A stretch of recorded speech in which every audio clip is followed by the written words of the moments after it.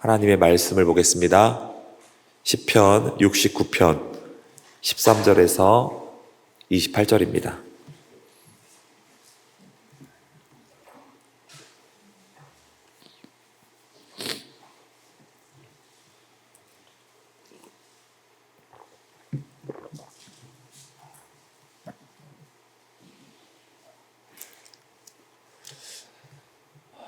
교독으로 보시겠습니다. 제가 먼저 읽겠습니다.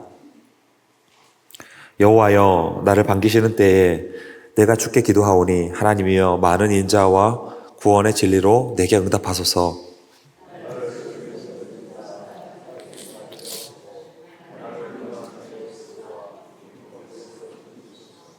큰 물이 나를 휩쓸거나 깊음이 나를 삼키지 못하게 하시며 웅덩이가 내 위에 덮쳐 그것에 입을 닫지 못하게 하소서.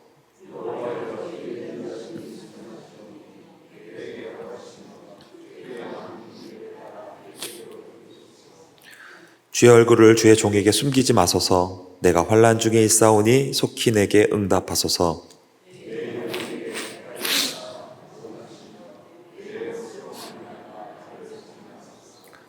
주께서 나의 비방과 수치와 능욕을 아시나이다. 나의 대적자들이 다 주님 앞에 있나이다.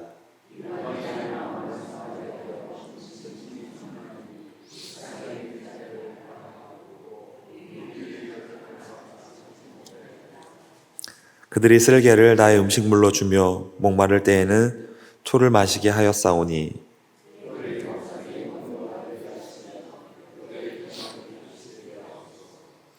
그들의 눈이 어두워 보지 못하게 하시며 그들의 허리가 항상 떨리게 하소서.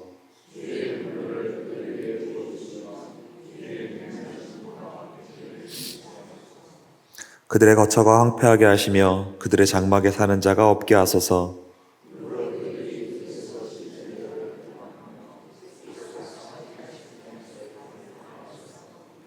그들의 죄악에 죄악을 더하사 주의 공의에 들어오지 못하게 하소서. 그들을 생명책에서 지우사 의인들과 함께 기록되지 말게 하소서. 아멘. 오늘도 하나님께서 말씀을 통해 저와 여러분에게 은혜 부어주실 줄로 믿습니다. 오늘 본문을 보니까 다윗은 극심한 고난 가운데 있습니다. 그 고난이 얼마나 극심한지 다윗은 오늘 본문 14절 깊은 수렁에 빠져 있다고 고백하고 있습니다. 그 고난이 얼마나 극심한지 다윗은 오늘 본문 14절 깊은 물에 빠져 있다고 고백하고 있습니다. 그 고난이 얼마나 극심한지 다윗은 오늘 본문 17절 환난 가운데 있다고 고백하고 있습니다. 그렇다면 여러분, 다윗은 왜 고난을 당했을까요? 오늘 본문 14절과 18절과 19절에 의하면 다윗을 미워하고 시기하고 질투하고 괴롭히고 못살게 하고 대적하는 원수들이 도처에 있었기 때문입니다. 야곱이 바로왕 앞에 섰을 때 이런 고백을 하지 않았습니까? 내 나그네 길의 세월이 130년이니이다. 내 나이가 얼마 못 되니 우리 조상의 나그네 길의 연조에 미치지 못하나 험악한 세월을 보내었나이다. 야곱의 인생이 얼마나 험난했는지 짐작이 되는 그러한 대목입니다. 그도 그럴 것이 야곱은요, 일평생 형 에서에게 쫓기는 삶을 살았습니다. 일평생 형 에서의 살해 위협 속에서 마음을 졸이며 살았습니다. 그뿐만이 아니에요. 야곱은 삼촌 라반에게 속아서 장장 20년 동안 노예 살이를 해야만 했습니다. 여러분의 인생은 어떠십니까?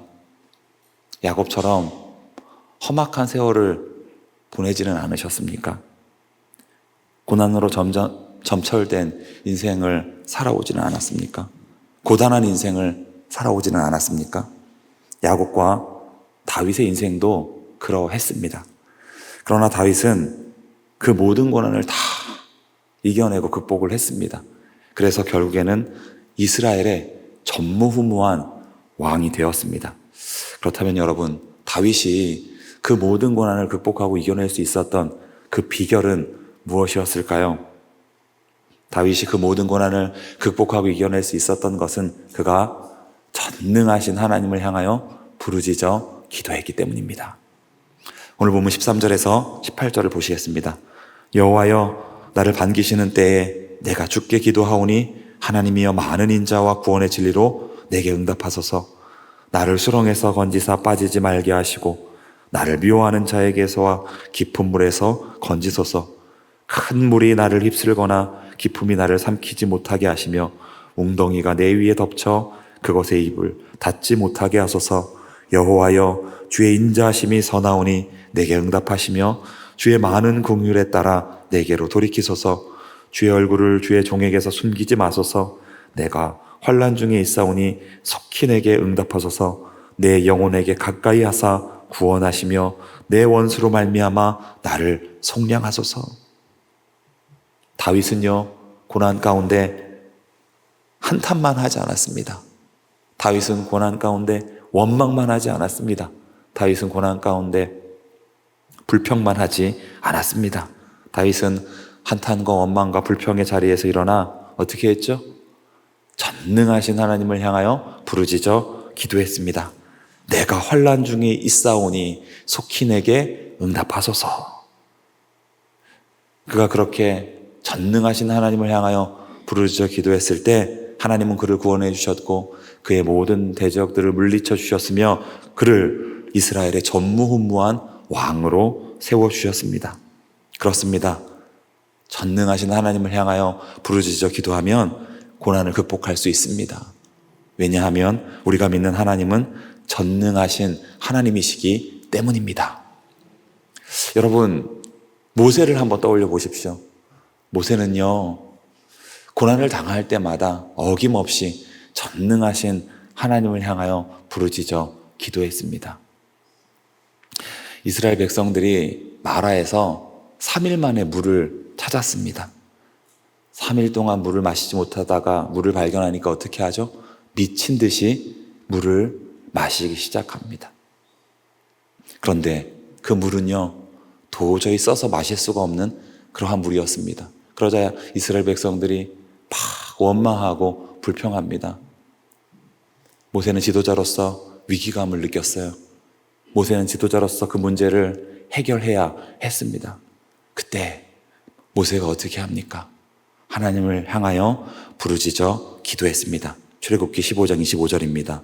모세가 여호와께 부르짖었더니 그랬을 때 무슨 일이 일어났습니까? 어떤 일이 일어났습니까? 하나님께서 한 나무를 지시하셨어요. 모세는 그 나무를 물에 던졌습니다. 그랬을 때 쓴물이 단물이 되었어요. 그때 하나님은 이스라엘 백성들 앞에 치료하시는 여호와 라파의 하나님으로 나타나셨습니다. 그렇습니다. 전능하신 하나님을 향하여 부르짖어 기도하면 고난을 극복할 수 있습니다. 왜냐하면 우리가 믿는 하나님은 전능하신 하나님이시기 때문입니다. 이스라엘 백성들이 르비딤에 이르렀을 때 있었던 일입니다. 아말렉이 침략을 했어요. 당시 아말렉은 군대가 있었고 무기를 제대로 갖추고 있었습니다. 그러나 그때만 해도 이스라엘은 군대도 없었고요, 제대로 된 무기 하나 없었습니다. 전쟁에서 패할 것은 불을 보듯 뻔했습니다. 그때 모세가 어떻게 합니까? 어떻게 하죠? 시내산에 올라가서 두 손을 들고 기도를 합니다. 그런데 이상한 일이 벌어져요. 모세의 손이 올라가면 이스라엘이 아말렉을 이기고 모세의 손이 내려가면 아말렉이 이스라엘을 이깁니다. 그래서 어떻게 합니까? 모세의 양쪽에서 아론과 훌이 모세의 손이 하루 종일 내려오지 않도록 붙들어 주었습니다. 그래서 이스라엘이 아말렉을 진멸할 수 있었던 거예요. 그렇습니다.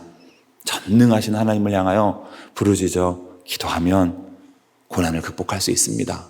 왜냐하면 우리가 믿는 하나님은 전능하신 하나님이시기 때문입니다.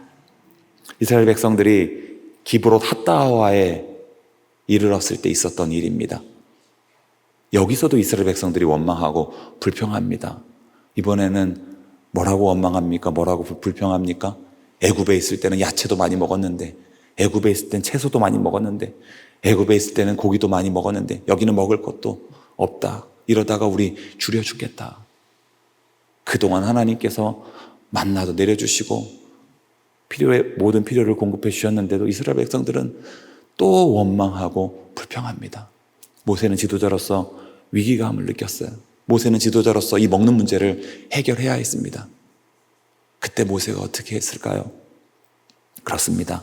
전능하신 하나님을 향하여 부르짖어 기도했어요. 그랬을 때 하나님께서 그 기도에 응답을 하시는데 어떻게 응답을 해주셨죠? 이스라엘 백성들이 하루 동안 걸어가는 거리에 허리 높이까지 메추라기가 쌓이게 해주십니다. 그렇습니다. 전능하신 하나님을 향하여 부르짖어 기도하면 고난을 극복할 수 있습니다. 왜요? 우리가 믿는 하나님은 전능하신 하나님이시기 때문입니다. 오늘 이 새벽 영육간의 모든 문제를 가지고 전능하신 하나님을 향하여서 부르짖어 기도할 수 있기를 바랍니다. 그럴 때 전능하신 하나님께서 오늘 이 새벽 놀라운 구원의 은혜를 베풀어 주실 줄로 믿습니다. 그 믿음으로 기도하며 나아가는 새벽 될 수 있기를 주님의 이름으로 축복합니다. 기도하시겠습니다. 사랑의 하나님, 오늘도 저희들에게 귀한 말씀 허락해 주시니 참으로 감사를 드립니다. 오늘 주신 말씀대로 저희들 이후로는 영육간의 모든 문제를 가지고 전능하신 하나님을 향하여 부르짖어 기도하게 하여 주옵소서. 그리하여 저희들 하나님의 놀라운 구원의 은혜를 누리게 하여 주옵소서. 오늘도 귀한 말씀 허락해 주신 것 다시 한번 감사드리며 이 모든 말씀 우리 주 예수 그리스도의 이름으로 기도드리옵나이다. 아멘.